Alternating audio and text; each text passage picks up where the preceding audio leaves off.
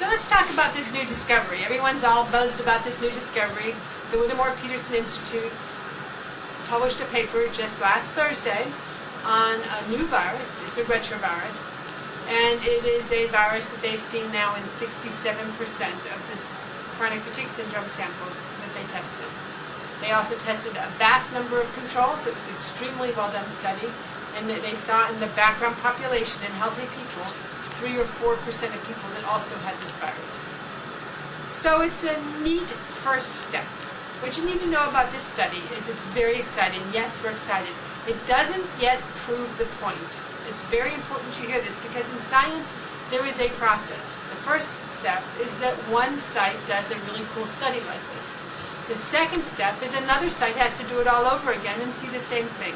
People are rushing to repeat this because it is exciting, and if confirmed, it could really change what we know and understand about chronic fatigue syndrome. Okay, let's say the virus is a real deal, everybody confirms it, and we're all now wondering, what does it mean? It could mean a number of things.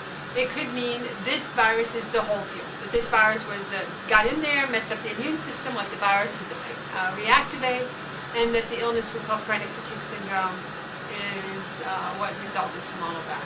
And that's one scenario, and certainly the one I think everyone's buzzing about right now on all the internet blogs.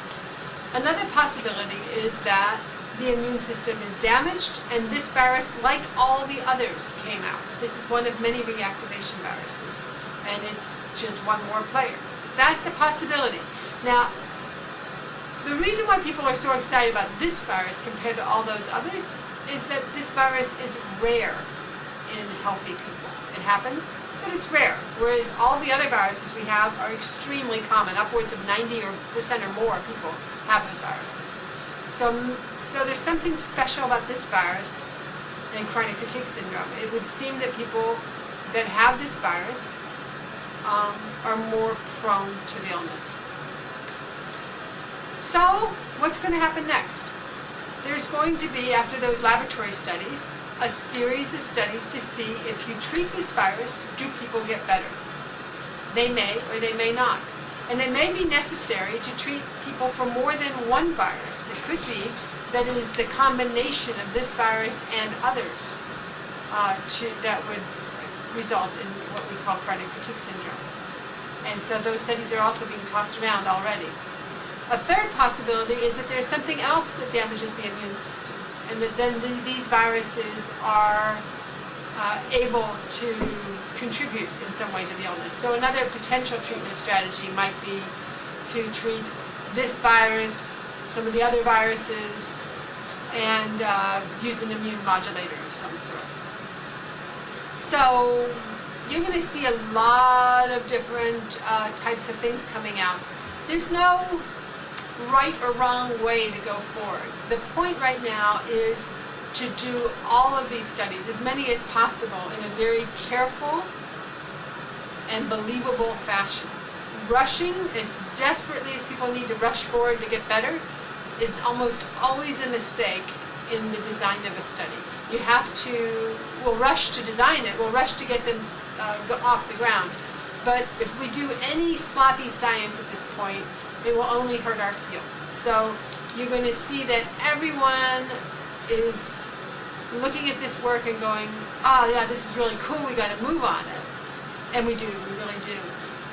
But we also have to be careful that we go forward precisely, carefully, with the most believable study designs that we can come up with. Now all of that's going to cost some money, there's going to be grants being written, there's going to be fundraising going on. You can be sure that our group here in Miami are very keen to be right in the thick of all this. And if there are clinical trials to be had, we will most certainly be trying to be a part of all of those clinical trials, or any of those that seem like they're well designed. So be happy. It's a really good time to celebrate. I hope everyone is thrilled that there is this good new science. It does not, it's not the only thing to be happy about. There's all this other good science going on too, and it's just starting to accumulate to the point where this illness is finally being taken very seriously by the people that have been so cynical and skeptical in the past. So yeah, go have a party, make it a fundraiser. Why not? And while you're there, being happy about this progress, think about what you might be able to do to help us all. One is of course fundraising. One is volunteering for studies. One is keeping the optimism going for the people that are starting to lose hope, having been ill this long. So don't let people fall off the track now. This is the wrong time to give up. This is absolutely the wrong time to give up. So if you know people discouraged and depressed and worn out from this illness, help them out. Give them a little leg up if you would. Thank you.